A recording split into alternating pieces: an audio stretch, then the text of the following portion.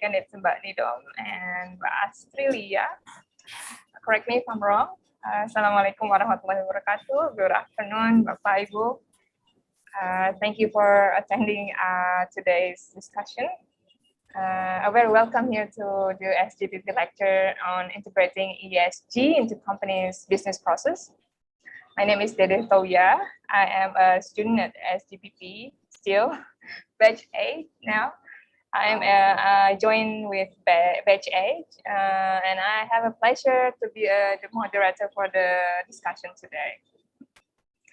I have a great pleasure to introduce you to my guest today. Let me introduce you to Bapak Ali Muhammad Alizar. Pak Ali has more than, let me read, correct me if I'm wrong. Pak Ali has more than 20 years of professional work experience in the area of environment, social, government, and collaboration. He is also a social and climate planner who currently established some impact institutions that focus on developing sustainable livelihood development and solution provider for ESG and collaboration. He is currently a chairman of AMF or Anwar Muhammad Foundation and also the founder of PT Mitra Rekayasa Keberlanjutan or Sustainability Engineering Partner or Miracle. Pak Ali has more than 30 small and medium enterprise were coached by Pak Ali to enhance the profiles according to global reporting. So I think that's the profile of Pak Ali. Let me know if I'm wrong. So today we have a great agenda. We are going to hear from Pak Ali about integrating ESG into companies' business process. Thank you, Pak Ali, for coming today. It's a great pleasure for us, especially for me, to meet Pak Ali. After we are going to have a discussion or Q&A. You can chat in the chat box, or you can raise your hands, or you can chat in the YouTube live video. We encourage you to ask questions, as many as you can. Before we start, actually allow me to provide some context of our topic today. It's actually an interesting topic for me. It sounds complicated, but I think it's an interesting topic. In recent years, I guess ESG or environmental, social, and government issues has becoming increasingly vital for businesses, investors, policymakers around the world.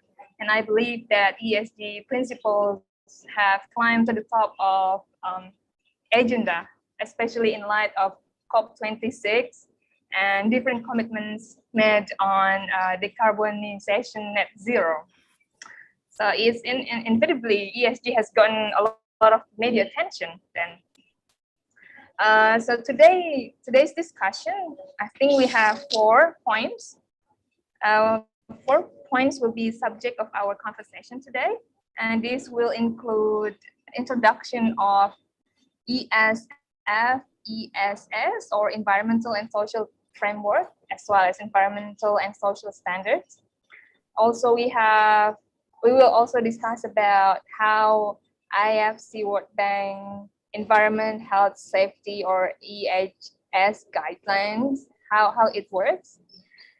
After that, we are going also to discuss about the general overview of ESG, or environmental social government, and how it can be embedded or integrated to the company's business.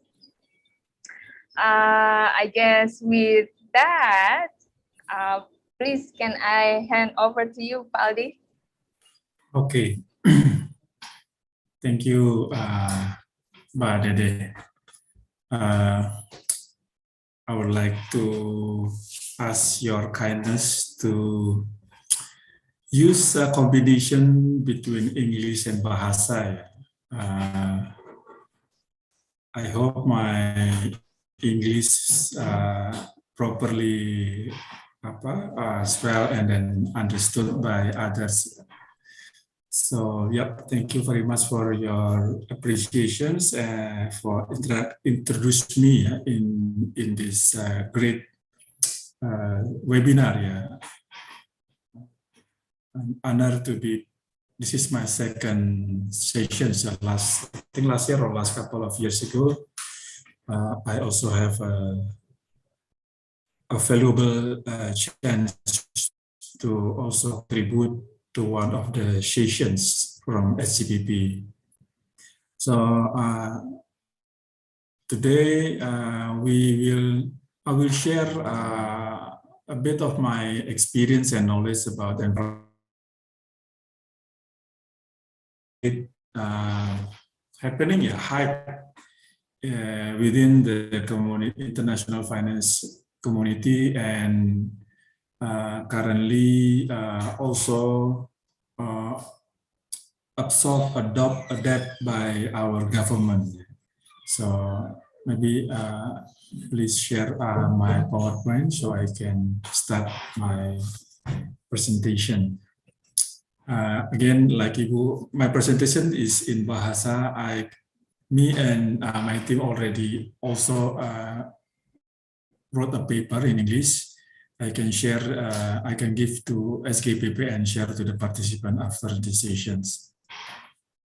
So again, this is my experience and my knowledge. For your kind reference, at least I was a consultant for up to 15 years with, I think, 3 great international environmental consulting firms, from Golder Associates, Earth Science Consulting from Canada, short period with ICOM from US, and then lastly with Environmental Resource Management from UK, URM Indonesia, and then after that I work with Medco Energy to institutionalize the ESG into their business process. So become a consultant and then become a company man. Yeah. I think this is what I can do to share with you this knowledge and best practice. Next slide, please. So first about introductions of ESF, Environmental Social Framework, and Environmental Social Standards. And then second, we talk about IFC, and then we talk about ESG. Why I introduce about Environmental Social Framework and ESS. Next slide. So in this world, according to my interpretations, the one who initiate and lead the development of this ESG from early 2000 is World Bank. Yeah. World Bank, I think in the early 2000, create like operational guidance until 2018. For your information, World Bank has, I think, more than 3 big agencies. One called International Bank for Reconstruction and Development. This is for government to government, G2G project, like Indonesia, they have like a PNPM and others, so that's IBRD. And for private sector, they have International Finance Corporations. And then for investment, for insurance, they have a MIGA, Multi-Investment Guarantee Agency. So the World Bank start from, I think, before 2000 or early 2000, they create this as a standard policy for financing. Yeah. So they set in 2018, they set previously before 2018, World Bank and IC has a different framework system. But start from 2018, they start to use only one standard. We call it Environmental and Social Framework. And to support the framework, they have a standard. And this framework and standard, for me, this is like my analogy, like in Indonesia we have Bahasa Indonesia.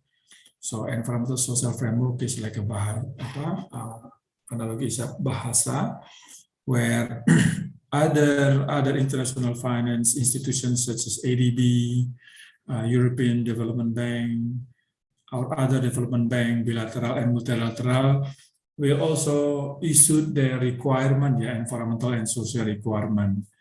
But basically, they are referred mainly to this World Bank ESF.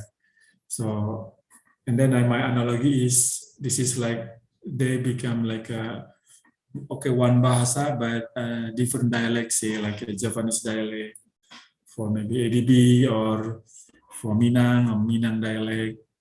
So say like ADB, they have a spatial or a uniqueness for local context, indigenous people in Asia, or gender issues or things like that.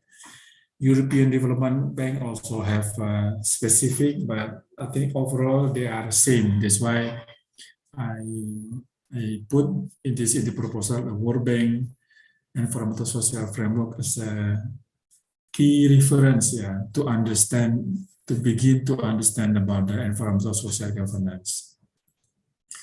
Next slide, please. So previously, before 2018, they have IFC, especially because most of my project experience, working experience, dealing with international finance project, from IFC, ADB, and similar to that. They have only 8 they call it performance standard, IFC performance standard. But since 2018, 1 October 2018, IFC performance standard was replaced with the World Bank environmental and social framework. And supporting that, they have a standard to explain more. So the 10 environmental standard is a requirement for international financing for World Bank for their borrower as part of their due diligence, and also risk mitigation and management and impact management. This standard will assist World Bank and its shareholder to increase the quality of sustainability within their organization, also with the project itself, create sustainable impacts, also avoid avoid discriminations, increase transparency, and others. So this is why they have this 10 framework, 10 environmental and social framework. The next slide. The first framework is about the assessment and management system for environmental and social risk and impact. So this is first is like a brain of all the ESG. So this is to have a sustainable project business. All parties must have a proper knowledge, which is assessment and planning and its management system. And the number one will be support by number 2, number 2 until number 10. Number 2 is until number 10 is a specific requirement. So again, one is about the brain, and then second to one of or some of the, this is according to their experience, risk and impact of the business, they categorize into 9. So these 9 will be utilized to for number 1, for assessment, management planning, and management system. Second, about labor and working conditions. In all development projects like oil and gas, extractive, like mining, or even infrastructure like toll road or on the renewable energy, especially at the construction phase, they require a significant amount of labor, manpower. That's why labor and working condition is a critical risk to the financing. Say like what, like my experience with a smelter company. They to construct a smelter company, usually they require 5,000 to 10,000 manpower. And you can imagine, you maybe some of you understand that usually a smelter company located in a remote area in Indonesia. So just imagine 5 to 10,000 people come to these tiny villages. It certainly create an impact, a significant impact to this area, because one village population maybe only in Indonesia, Eastern Indonesia, say about 500 to 2,000 inhabitants, or equal to maybe 500 households. So this 5,000 to 10,000 manpower will create a significant risk and impact to the project footprint if they cannot manage properly. The third is about resource efficiency and pollution prevention and management. Again, at the construction phase and even at the operation phase, we can understand that all this project will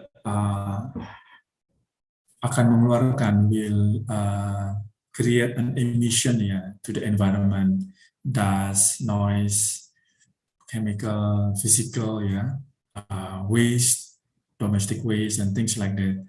So they have to manage it properly. So when they are in the environment, especially in the pristine and remote environment village, the existing nature will still manage properly. If the risk and impact cannot avoid, then we have to mitigate or manage the risk and impacts properly. Third, about the fourth about commodity health safety. Again, using that the smelter or whatever oil and gas company construction or toll road constructions, this 5,000, the manpower will bring also health issues in migrant health issues like currently we face about COVID. COVID came not from Indonesia. Because of this mobility, then it is transmit to Indonesia. And this commodity health and safety is really important for project to be mitigated and managed properly, because they have to maintain the health and safety of people external, and if the people externally health, because some of the labor came from external, like villagers. If they are healthy, then they can still work. When it comes to the construction, they will not create a negative impact to the labor employees. So this is really important. Next slide. Four about the five about land acquisition and involuntary resettlement. Again, using this infrastructure, oil and gas or smelter, their footprint require a certain amount of land, say from 100 hectare until 2,000 hectare, and where previously local people own the land or their sharecrops in this land, so it will affect their livelihood. So that's why this land acquisitions is very important, and because there are a lot of project affected people caused by this land acquisition. And six, about biodiversity conservation and sustainable management of living natural resources. This is about flora and fauna. As we are all aware that in Indonesia, we have biodiversity rich, like birds, tumbuhan flora that is endangered, or like maybe like gajah, orangutan, elephant, orangutan, and others. So this valuable biodiversity must be maintained, in order to make our earth better, and also to manage properly environmental pollution at the end of the day. So, and because also some of the people in the village level really depend on the biodiversity for their livelihood, even for their health, kesehatan. Seven, about indigenous people. Indigenous people in this context, in Indonesia especially, related to the suku masyarakat adat, or suku. I try to avoid suku terasing, They are not terasing, they are indigenous, the sample or in Indonesia, what I can understand, some of the indigenous people like Baduy, Anak Dalam, Rimba, suku Anak Rimba, or in Maluku Utara, they have Forest Tobelo. With the characteristics, they are still self-sufficient, really depending on land, and small, and live in the jungle or in the laut, like a Wajo tribe in Sulawesi and area and Maluku, they live in the laut, the sea, from coastal area until in the middle of the sea. They are water people, the sea people. So that's about it. And they have the right, and because of these projects sometimes located in their livelihood area, then we have to ensure that they live properly and berdamai, or they can live peacefully with the project beside them. So that's number seven. Number eight, about I think cultural heritage. This is relevant to the local content. Wherever we are, according to Indonesia proverb, is di mana bumi dipijak, di situ langit dijunjung, So this cultural heritage is try to mitigate or manage the risk and impact for the culture. Cultural heritage can be divided to two. First is yang materials, such as candi, pohon, sacred places, sacred sites, and immaterial, such as language, dance, so that's or space. So usually they have sacred sites or sacred space, and lots of that in Indonesia or even in outside Indonesia. And this is cultural heritage is one of the, for me, interesting, because it will involve to understand that anthropologists and archaeologists. Suddenly I become Indiana Jones when we talk about cultural heritage, like Tom Raider, Indiana Jones. So this is, this is interesting because our Indonesian archipelago full of heritage, history, shipwreck, and things like that. So this is 8, and number 9, all about the financial intermediaries. I'm not really expert on this, but this is they put this because currently a lot of financial intermediaries established all over the world, from private equity, venture capital, banks, fintech,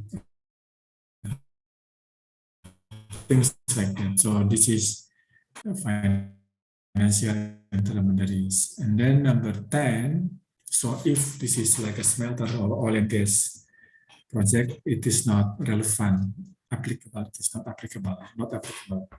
But 10 is about stakeholder engagement and information disclosure.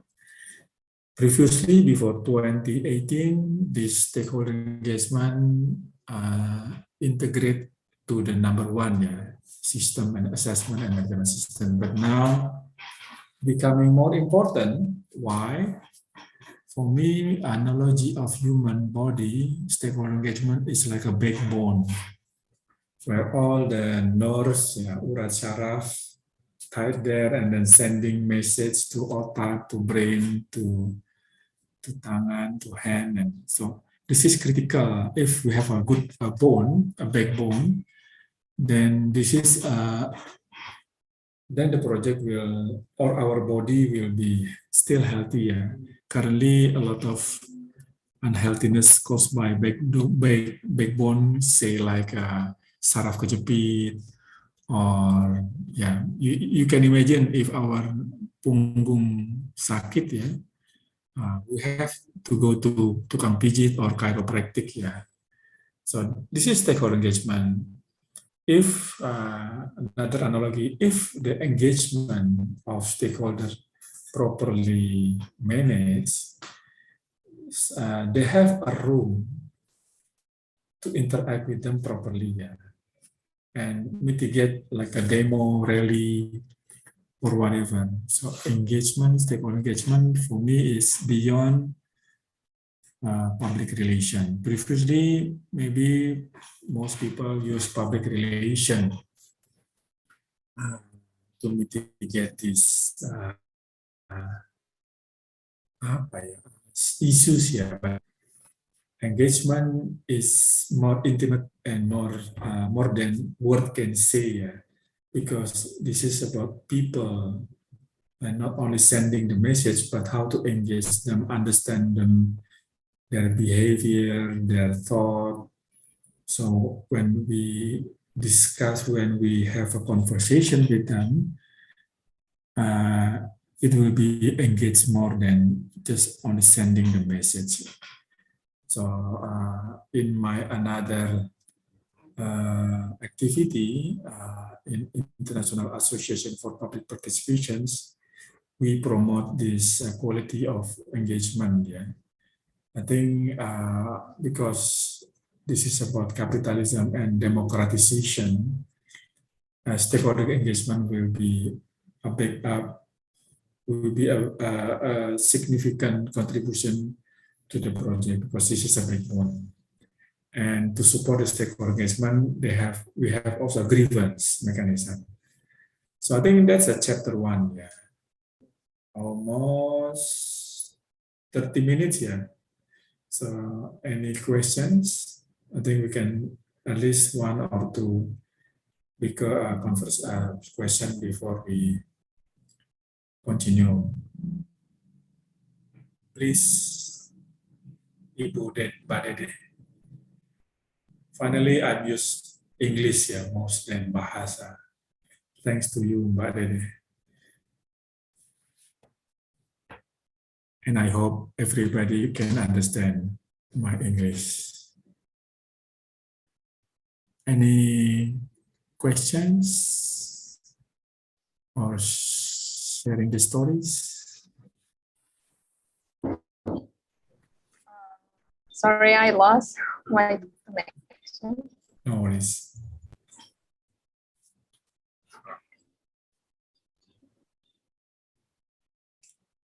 Any question, Mbak Dedi, from Yeah, participants? I think someone raised her hand. Please, Mbak Australia. Can you hear me? Yes, yes. Oh, okay. Thank you, Pak. So I should do this in English ya, Mbak Dede. Bahasa juga oke. Is it okay? Oke. Mbak Dede oke, Mbak Dede. Izin dulu sama Mbak Dede. Iya, bisa Mbak, silakan. Oke. Terima kasih Pak Aldi paparannya. Saya ingin bertanya, tadi saya melihat 10 poin ini ya, yang ISS ini. Isinya tuh sebenarnya seperti bersinggungan dengan UN SDGs ya Pak ya, beberapa. Sustainable Development Goals, dan juga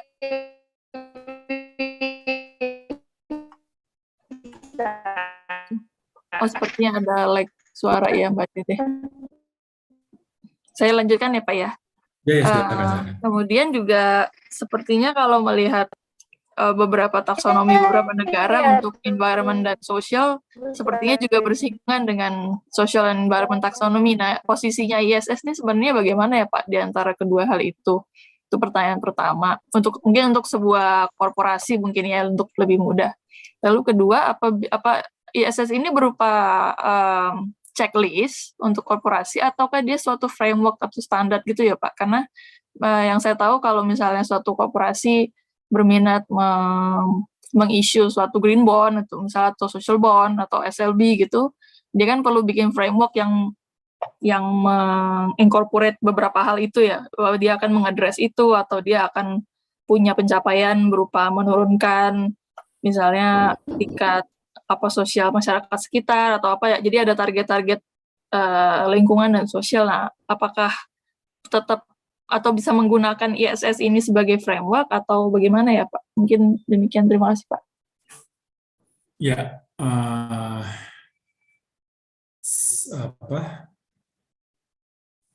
jadi so this is what my analogy as a one bahasa, different dialect ya.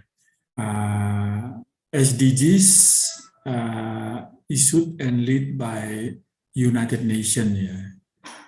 In this world, di dunia ini, kalau if I may categorize into two big giant, is a development actor, which is United Nations, and then the financial actors, which is World Bank lead this. So UN create an SDGs because this is about UN is a government, mainly about government stakeholders.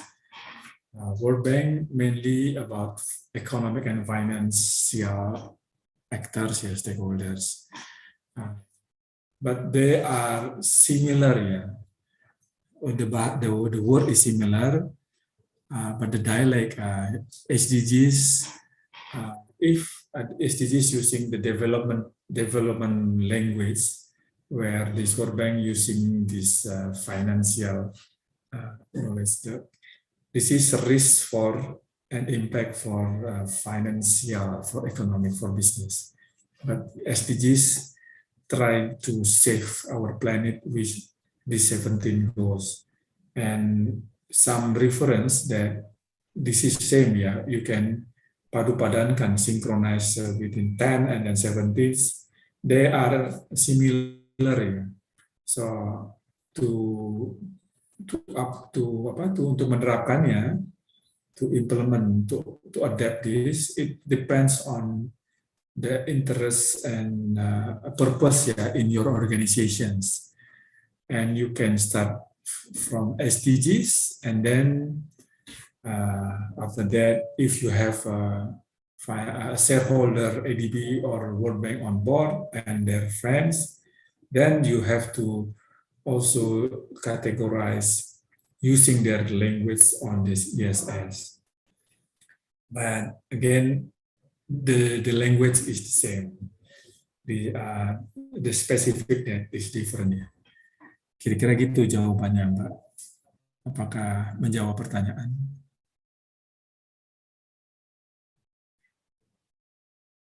Atau Baik, apa lagi? Astri. Jadi ini ya maksudnya tergantung dari purpose-nya si company itu. Dia sebenarnya bisa juga berangkat dari ISS kalau dia mau lanjut ke SDGs atau dibalik. Atau dia kalau dia mau menerbitkan ISS bisa jadi basis buat dia menyusun framework untuk menerbitkan kayak green framework gitu ya Pak. Iya. Mungkin, boleh follow up question Mbak Dede? Silahkan Mbak, maaf tadi saya lost. Lagi koneksi jelek sekali. Dalam pengalaman Bapak untuk penerapan, misalnya suatu korporasi itu atau suatu perusahaan ingin menerapkan ISS ini gitu, apakah lebih baik dia pakai third party services? Karena ahli lingkungan kan nggak banyak ya Pak ya, maksudnya untuk mengakses ini, untuk target ini kan kita sebagai awam misalnya dari dunia finansial atau yang lain bisnis kan nggak paham. Atau biasanya emang pada longer term lebih bagus in-house atau gimana ya Pak untuk men-solve ada gap di knowledge-nya seperti itu Pak untuk ahli lingkungan. Makasih Pak. Iya. Sebenarnya itu slide saya yang terakhir ya, yang nanti sesi 4. Tapi untuk teaser aja, pertama untuk menegaskan jawaban saya yang pertama, if the company or the institution focus for compliance with our government, they can start with SDGs ya, because currently KLHK, Ministry of Environment and Forest, they have a proper award, and all of their regulations refer to SDGs. Remember, SDGs for government and for compliance for government using SDGs will be a good starting point. Nonetheless, if you have an additional shareholder from international finance communities such as World Bank, ADB, and others, then you have to consider to have additional to add on this environmental social framework, which is you don't have to reinventing the wheels. You can use the simple matrix to understand that this is equal to SDGs numbers this, and maybe you have to add on some parameter because some not compatible, not available in SDGs, some require in ESS. Because again, this ESS specific for projects, while SDGs used to be a government compliance. Yeah, so you have to understand, and it will lead to your questions, whether you have the company or the institution must have a third party like myself, or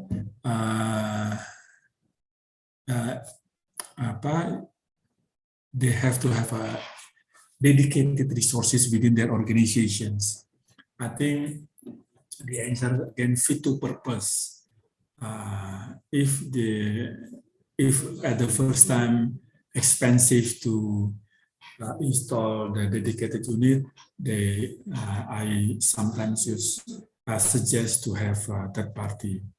But if they have like a big resources, like a company that I was there, Medco and other, I suggest to combine, because they have a big project, so they have to have a dedicated unit for this ESG, but they still require a third party to do like a assessment, planning, not implementation, but external monitoring, reporting, and things like that.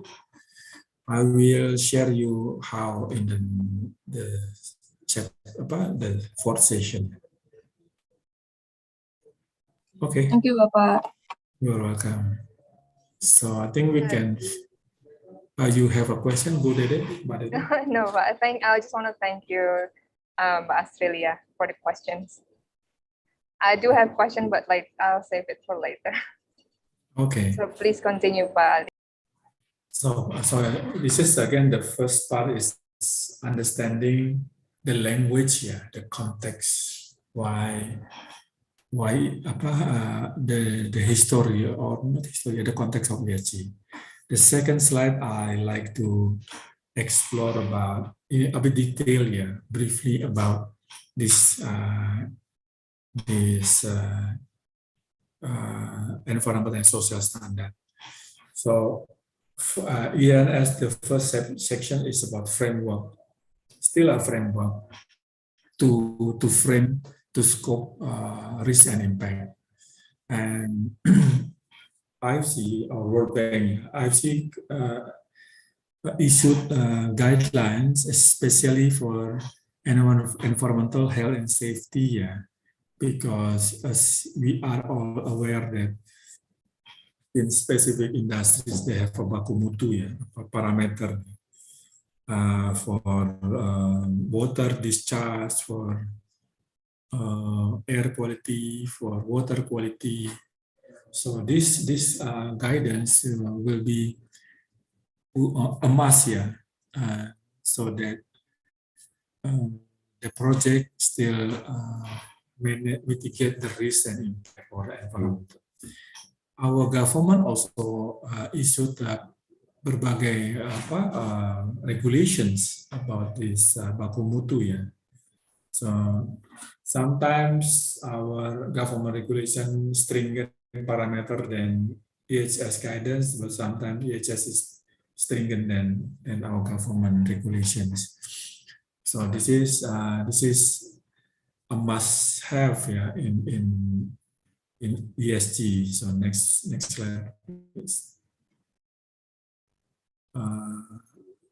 I'm not really expert in this EHS, but this EHS is really important for project proponent to create at the end their project descriptions in detail, Say like when you have a mining or a smelter in one area, say 2,000 hectares, require 2,000 hectares.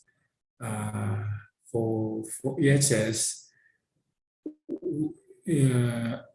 after we understand the baseline of this environmental health and safety, then this baseline and impact and risk assessment will be utilized for the project development, technology developer of smelter to construct and identify, select, and construct the technology that is fit into the environment and social in the area. So next slide, please. Yeah, in IFC enterprise guideline for environmental, they have a eight guideline, air emissions, energy conservations, wastewater conservations, hazardous material, waste management, noise, and contaminated land. And for community health safety, they have all the project or business have to check the water quality and availability in order to make their neighbor, their society still have water available for their livelihood. And then structure safety and project infrastructures in order to avoid salah konstruksi, traffic safety, as we are all aware, if they have a construction, macet, or that's in the city, but in the rural area, traffic safety is important because suddenly the villagers receive gigantic car or like a tronton or truck, and they have to understand about traffic safety. And then transportation of hazardous material, disease prevention. We have full experience with COVID now. And then emergency preparedness and response, especially for, say, like petrochemical, nickel smelter plant, factory, they have to have this emergency. And then occupational health and safety, like radiological hazard, biological hazard, physical hazard. They have to understand that. And then for the construction and decommissioning, IFC also provide guidance for environmental aspect, occupational health and safety aspects, so plus community health and safety aspect. So this is a good guidance here for everybody to understand better and to design their project and technology properly. So not to exceed the parameter that is required by shareholder and also by government. Next slide, please. And this is more detailed. A guideline, this is from IFC based on their experience, years of experience in financing several projects in agribus business and food production, general manufacturing, infrastructure, forestry, mining, chemical, and then power plus oil and gas. We don't have infrastructure. Oh yeah, we have infrastructure here, like a railway, even the satellite, and and others. So it is a good reference, a guidance for everybody, for every project, to understand the risks and impacts to their business and create and design a technology that fit, that mitigate and manage the risk and impact for environment and social. Next slide, please. And currently, our government already integrate this spirit, ESG spirit and SDG spirit in this RJPMN, ya, Rencana Pemangkuan Jangka Panjang dan Menengah, Middle and Long Term Development Plan, and then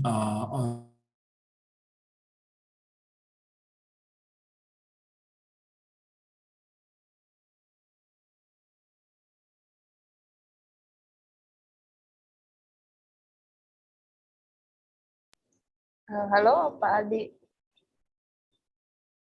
Pak Aldi, I think your voice, your video is gone.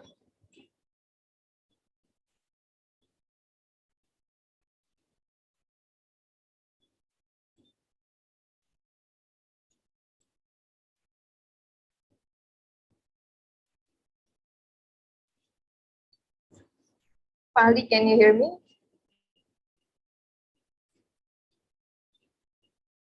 Okay, I think Pak Aldi has problem with connection. I think we'll wait for him to join again.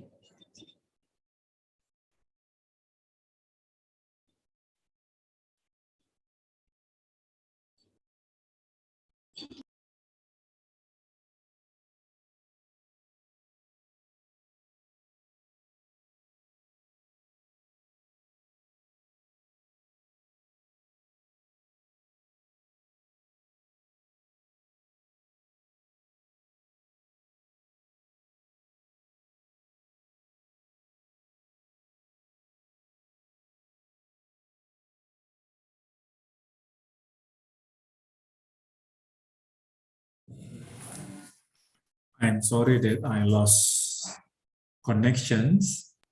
Welcome back, Pak. Sorry for the technology.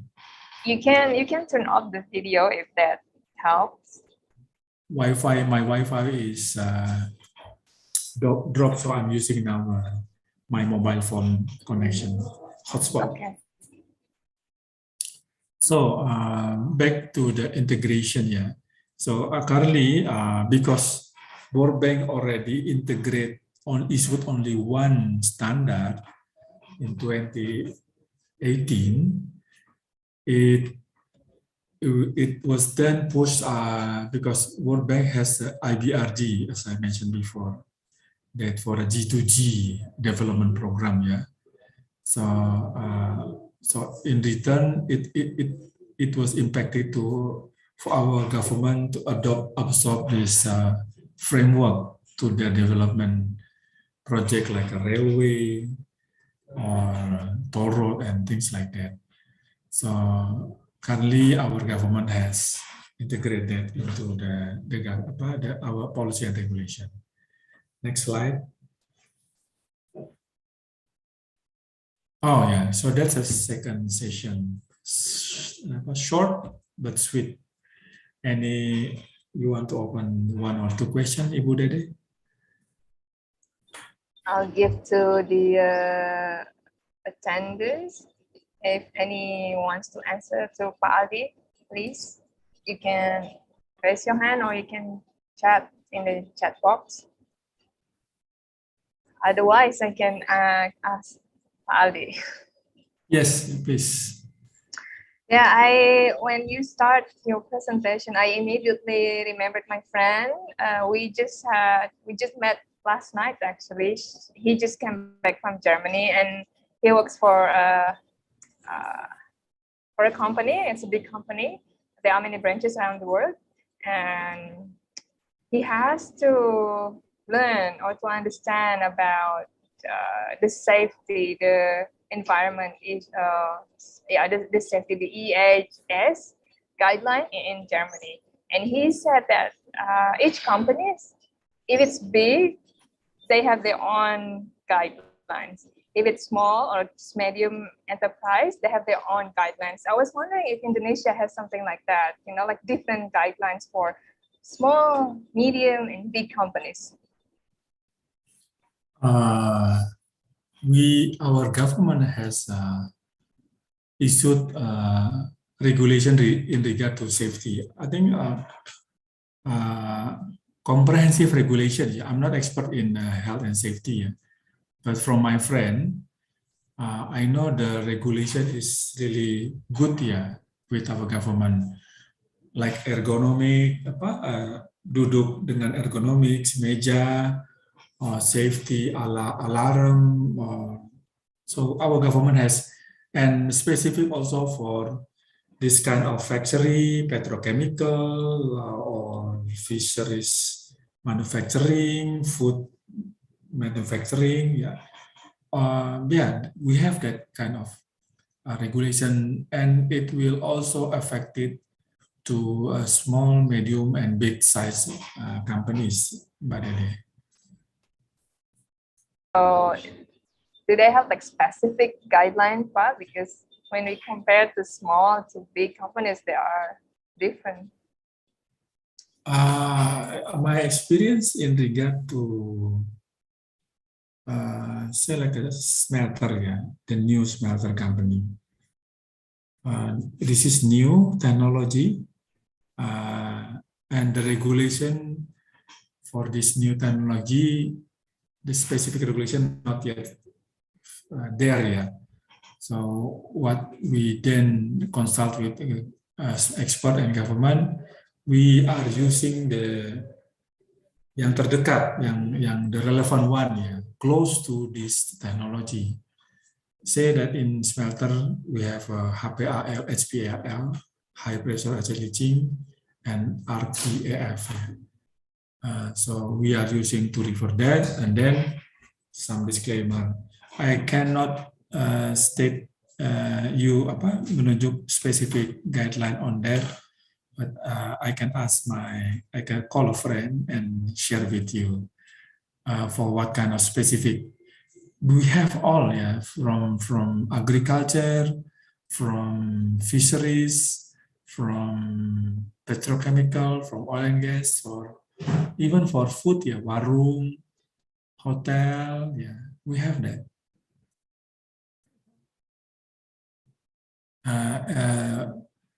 This health and safety was issued by mainly this regulation and protocol procedure was issued by Ministry of Environmental and Forestry, and then industry, Kementerian Perindustrian, because they have a specific protocol for certain industries, for health and safety especially. Thank you. I hope I can answer your question. Thank you. You're welcome. I think if there are no questions, or we can continue to the next session about the ESG and how we can embed the ESG into the company's process. Okay. Please, Padi. Okay. Thank you, Pak Dede. So, but just try to answer the remaining questions from you. The exact sample for the health and safety is COVID protocol. Every small medium enterprise must implement COVID protocol. From in the office, they have to have like a cuci tangan, and then hand wash or a disinfectant, and they have to clean. So this is at that time, maybe until now, all offices must have that, and so it is affected to, and it also affect to the budget, for small and medium enterprise. I have my own tiny money consulting firm. I have to buy like a disinfectant or whatever itu masker.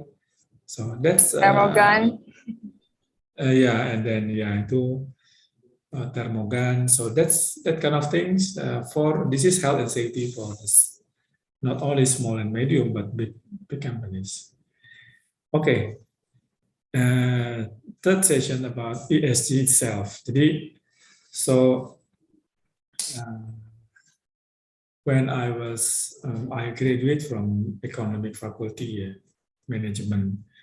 When I was there, in order to have a loan from bank, we only understand about, I think 5C, character, collateral, blah, blah, blah. But currently, financing, especially big one, for aspect that for risk that financing institution must understand. First, about commercial aspect, the internal IRR or viability of finance. Second, commercial, who will buy, what the supply chains, about pasokannya dari mana. So that's a second. And the third is about legal, whether their permit are all fine and things like that. Understanding the legal risk and impact. And fourth, about environmental, social, and governance.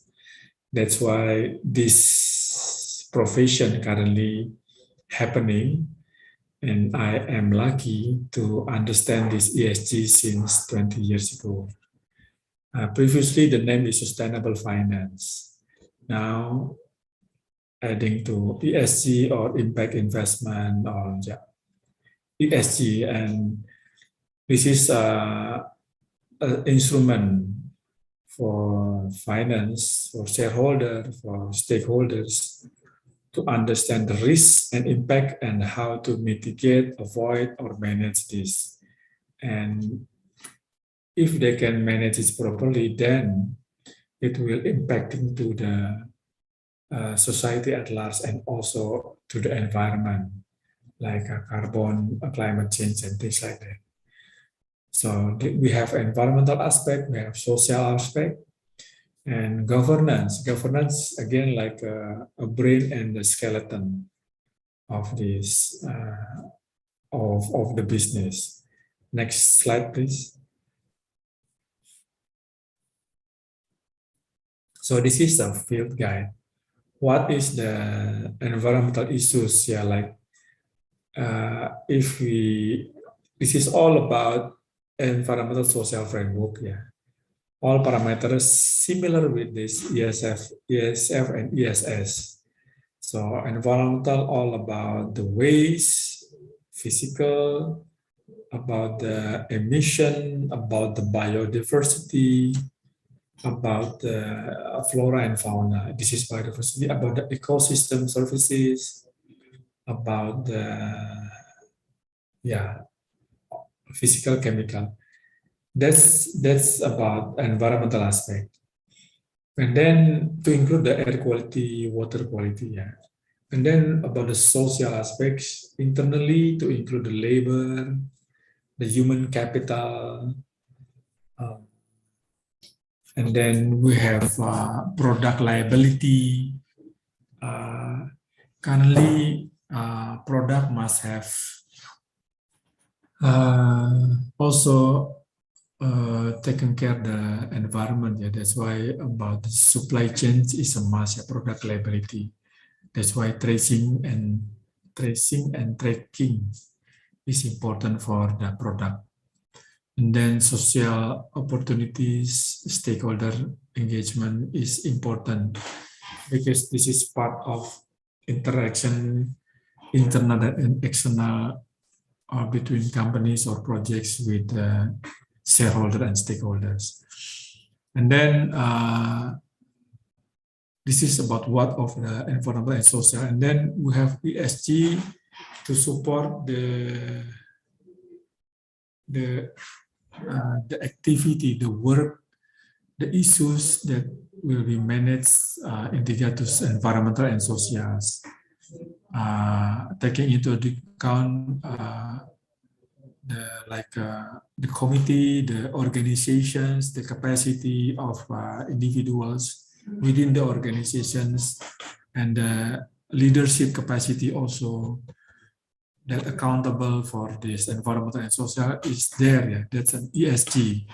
So environmental and social again is all about the parameter specific to that issues like water, waste, and things like that.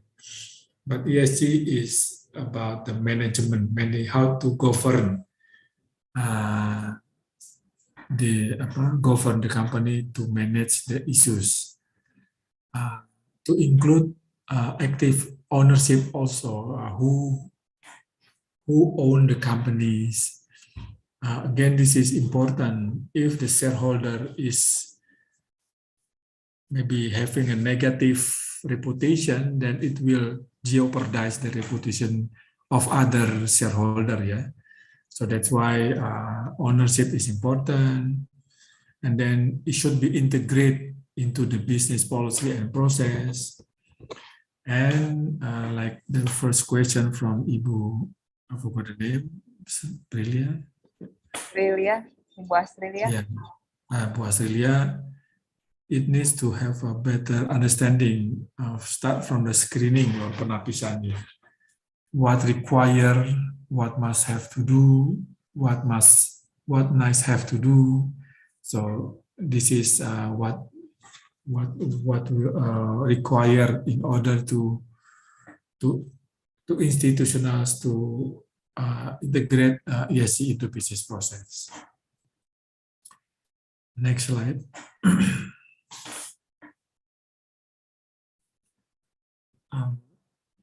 In the companies that previously sustainable finance, because of listing in the stock exchange, they usually have to develop annual report every year. Yeah. And in the annual report, usually they have the specific sections on the social and environmental. That's, I think, happened since 2000. But now, because of this ESG, I think since 2018, I think, or 17, OJK issued the peraturan, regulation number 51, year 2017, that all of the listed companies in Bursa Jakarta, Surabaya, have to report their ESG, sustainable finance performance. And then that's early 2000. But now, not only they have to report, but now the OJK or some other organization create a rating, yeah, this is like a proper rating to provide incentive and reward and punishment to the every companies. So this is part of the campaign. Next slide, please. And yeah, this is a sample of rating, yeah, sustainability rating that is in the global. Yeah, we have this kind of company from real estate, media company, banks, transportations in all over the world. They are rated and they are communicated through the ecosystem, and at the end it will also maintain their share values and also reputations. Again, Sustainalytics, Morningstar company are some of the research institutions for the rating and analytic of ESG. They are independent and famous all over the world. And currently, Sustainalytics also adopted by our Bursa Saham Jakarta, BEJ, Jakarta Stock Exchange. Besides, they also have Kahati Sri Index here for the ESG. Next slide.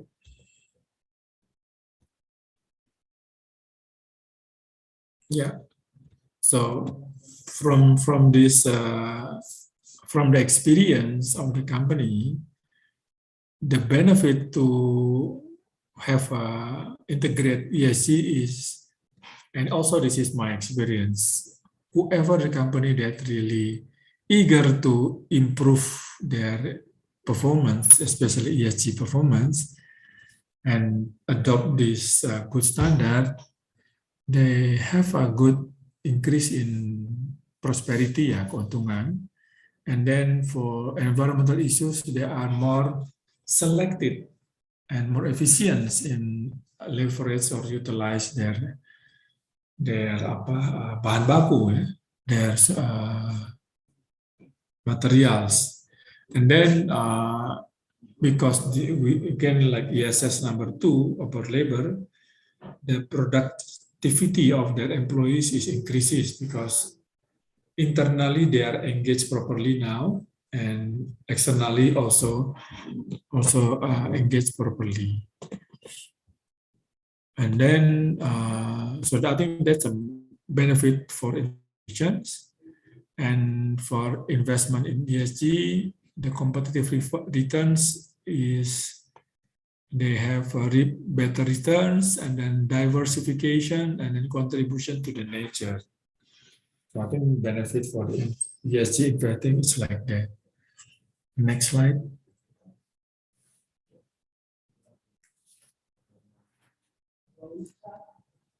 I think this is section number 4 or still number 3, Bu. I think I forgot to separate number 3 and number 4. So I think this is the solution. Yeah. Okay. I think we stop until the solution. So the solution will be next slide. What is the next slide? Okay. Previous slide. I go back. Okay. Go back, Bu. Go back. Yeah. This one? No, not yet. This previous This one. Yeah, I think we stop until here. Any question? Yeah, I think If that's not, I think that's the discussion about the introduction of the ESG. Before we continue to the more details about the ESG, any questions from the audience?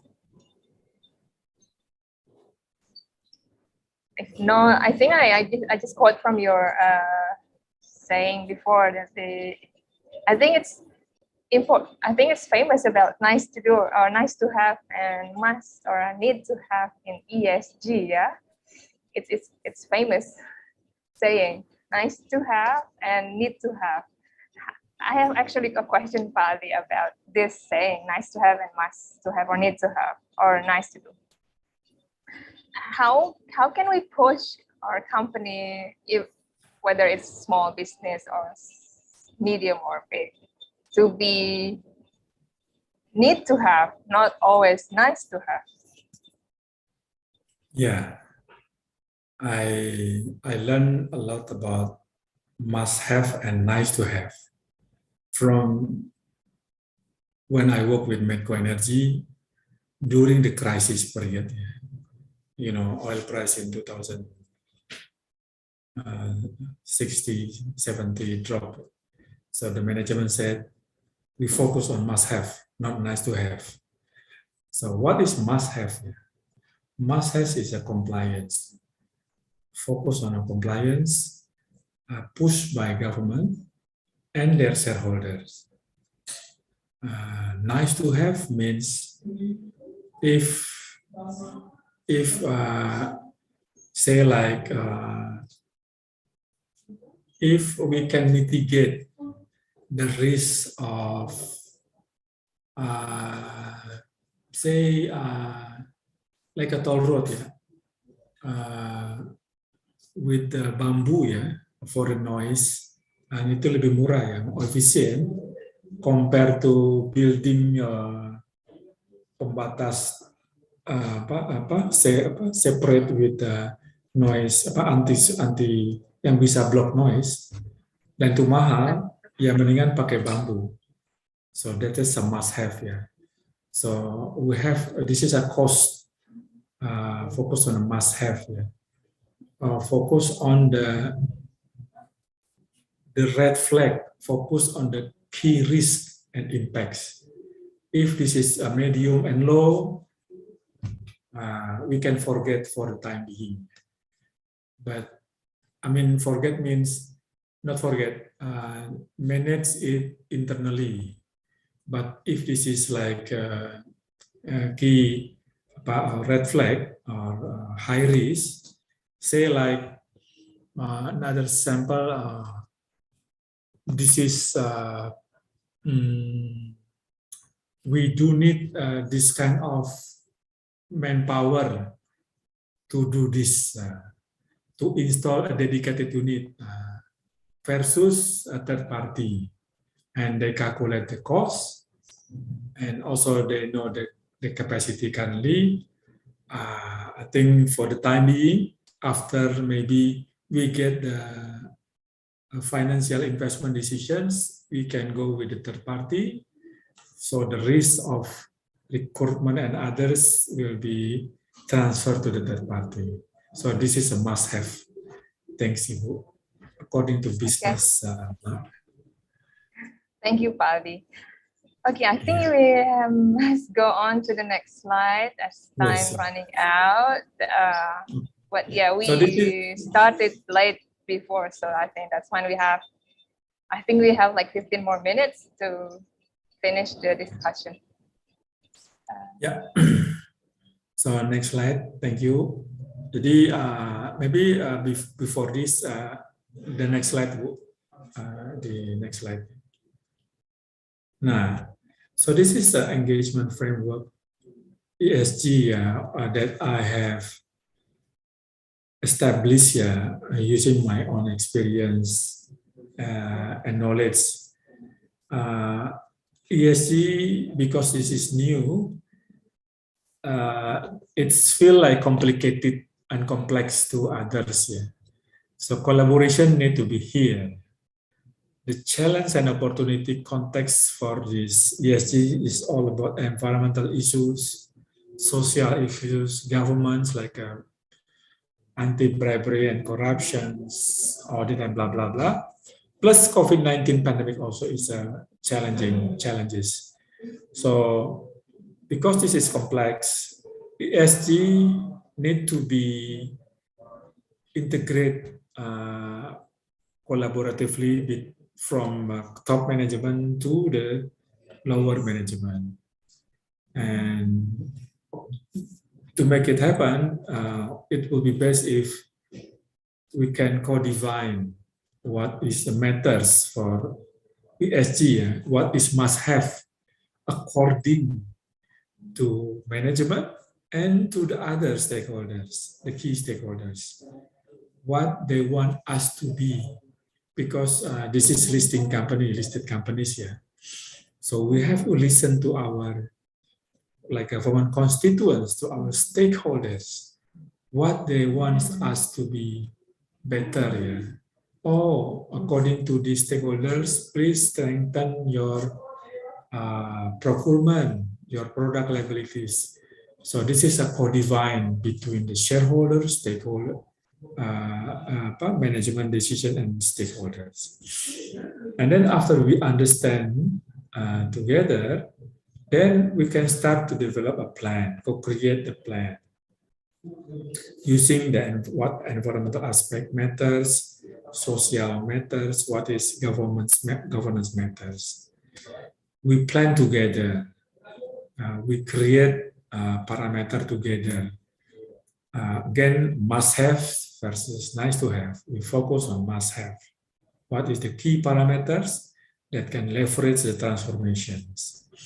And then after we co-create between management, shareholder, and also stakeholders, then we co-work together to implement this, because all companies cannot do it alone. This ESG need to have a collaboration. They require who are our stakeholders and how we engage. So let's co-work with the stakeholders who have influence and power to us. And then we can also co-branding what we have done so far, like the phenomenal ones, say like Gojek and Tokopedia, or even SGPP with sometimes with others, with other parties. And then after co-branding, if we have a big complex project like forest deforestations, decarbonizations of one or specific area, then we can co-finance with other stakeholders who also share the same interests and influence to us. This is the beauty of ESG. And then we can share this knowledge to a rating system, to the global reporting, to the OJK, to PEJ, about what we have done. So this co-knowledge, co-sharing knowledge will also benefit to us, to company, to government, to shareholder, plus to academic institutions like SGPP or others to improve the knowledge and then share to the others. So the transformation must first begin with the leadership, and then from leadership we develop a management system, and then from that building a team internally. Start from one, and then use third party, and then slowly but sure adding the team, and then creating ESG implemented values between the company and the stakeholders. So we can have a shared value creations with our stakeholders. And it will then create improvement of interaction or relationship with the stakeholders, plus to include the workers and the regulators and affected communities. And to do that, this is the sixth point, that important facilitations. You can have, when I work with a company, I suggest to have a dedicated unit, because they have a big budget, big resources, so they can facilitate the process internally. If the resources are big, please use the internal and let the third party facilitate the process, not develop an ESG. But if the limited budget or resources, then you have to co-define with the third parties and facilitate the process. So that's that's I think my framework. So the conclusion kembali ke slide tadi, Mbak. So to this is the solution that I think a key parameter ya, a key impact requirement ya. Leaders is important. If we don't have leadership commitment for ESG, then it will be very difficult yeah, to even to plan ESGs because the leaders not yet supported. Maybe leaders focus on really must have compliance, no need ESG lah.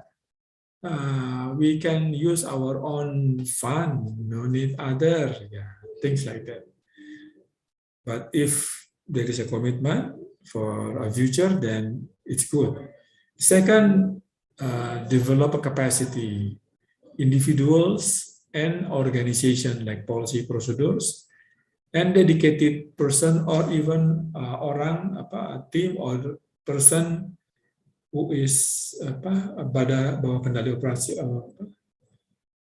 adding scope of work for this year. At least for must have, this is important. And then capacity of leadership for everybody at every level in the company is a must. And then from the first round exercise, we can also develop values, implementation values, so that we will have a continuous improvement for ESG planning to implementation and reporting. At the end, the impact will be increased relationships, reputation with the stakeholders. I think that the benefit, and then the next slide lagi. So, yeah. Jadi the conclusionnya memang before terima kasih Pak ya.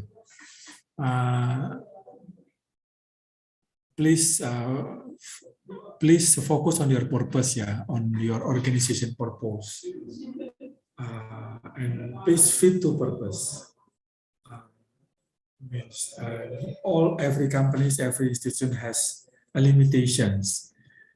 Maybe not really limit sometimes small scale resources, but sometimes big resources. So, and this is reflect about the risk and impact here. And ESF provide a good lens, a good instrument to mitigate the risk and impacts. And then this ESG using a World Bank or other is sufficient for us to understand in detail about risk and environment, risk and impact of social and environment. The biggest challenge is when we want to integrate this ESG into the business process. My experience, it takes 3 to 5 years in order to have a full integration, institutionalization of ESG into the business process in one company. So I think that's conclusions. It's time for discussion or conversation. Yeah, thank you, Pali. It's actually a complicated topic. I saw the framework, it looks complicated, but I think you successfully delivered to make it simple. Thank you. Okay, if any of the audience have questions, please, you can chat. If you cannot, if the signal is bad, for example, you can just chat in the box, or you can just raise your virtual hand.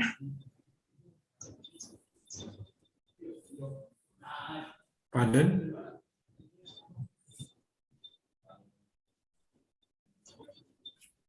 I think, yeah. Well, I do have though. Yes.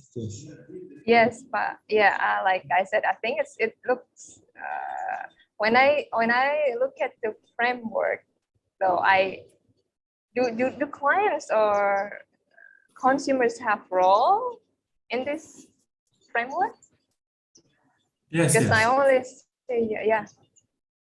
So the stakeholders that I mentioned, we have to also talk to them.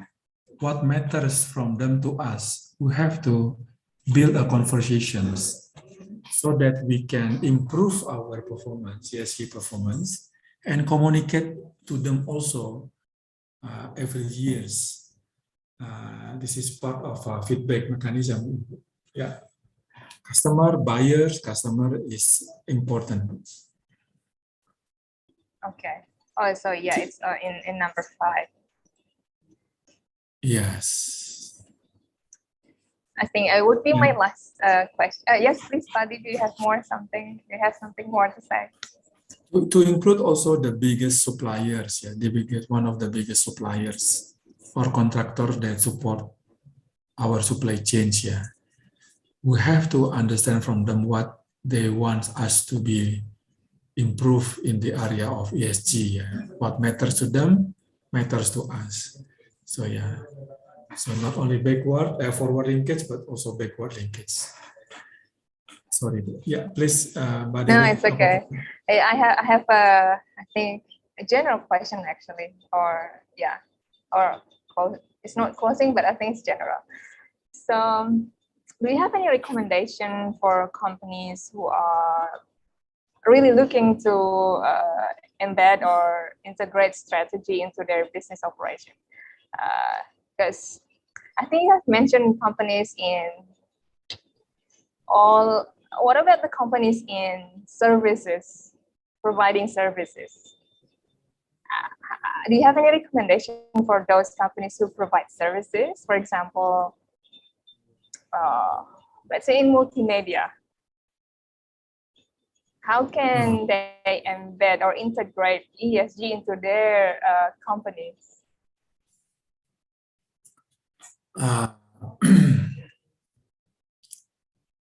Again, using this environmental, social, and governance, yeah, and using this 10 framework, every companies must have a labor and working condition aspect, social media, digital, or even NASA. They have to have this, even in a small and medium enterprise.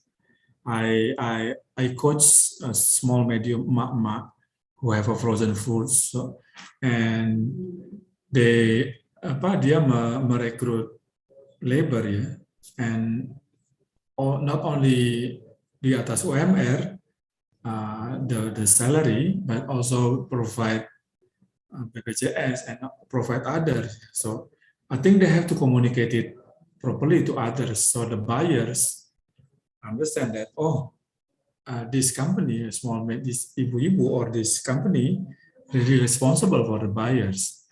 And second, I coach also organic food, coconut ya.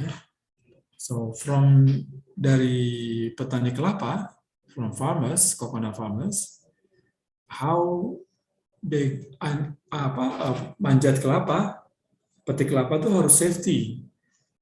So they teach and they provide the safety equipment to this pemanjat and to the processor in rumah-rumah in the house, yeah, from kelapa to processing to nata de coco. They also provide the course and safety measurement, and but for the media, I think labor aspect and then also product liability, they have to communicate that in order to develop this news or this product, this is what they have the governance from them. They create a content. This is the review, first review, second review, and third review. So this is how they're accountable for the news according to this regulation, blah blah blah.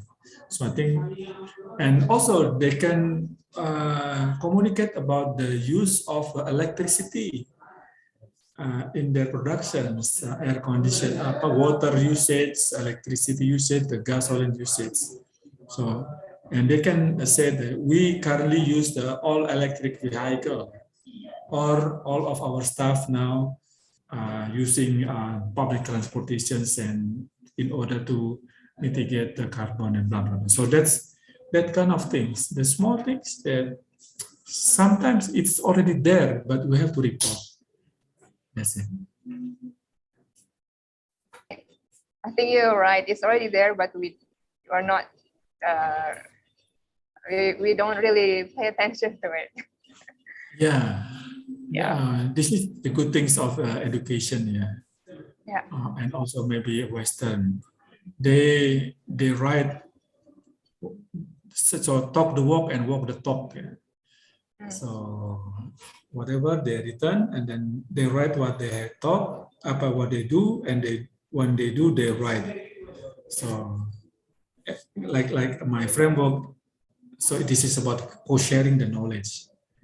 And so I think even the small and medium, the micro, even my own small company have a report on that. Start from ourselves. So that's. Thank you, Pak Ali, for your insight. I can accept one more question if anyone wants to ask to Pak Ali before we pause the discussion. I think we're already busy to find takjil. Everyone's ready to cook food. So yeah, I think your last speech.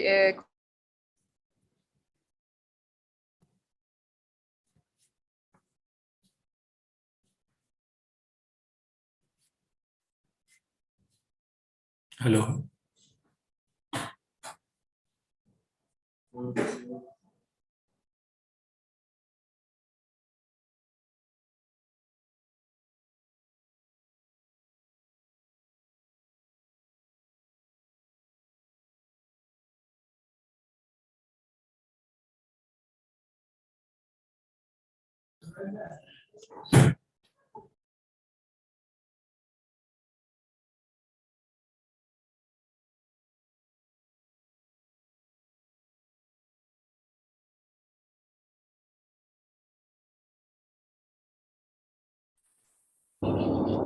Hello.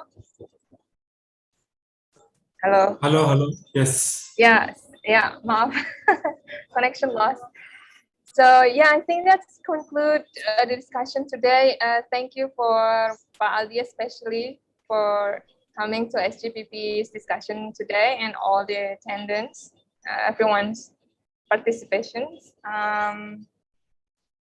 I guess my last closing would be, don't forget that SGPP is opening now, the October 2022 intake. The run one would be on the 30th of April. And yeah, they also provide the tuition free for students, and also opens for Indonesian and international students. For more information, you can reach the website. Also, you can also check the Instagram at SGPP Indonesia. So again, thank you very much, Paldi, for your insight and expertise. And also everyone, I wish you have a good day and selamat berbuka puasa. Thank you very Assalamualaikum much. warahmatullahi wabarakatuh. Waalaikumsalam. Thank you, Mbak Dede. Thank you, Paldi. All the best for SGPP. Ya. Selamat berbuka. Assalamualaikum. Selamat berbuka. Waalaikumsalam warahmatullahi wabarakatuh.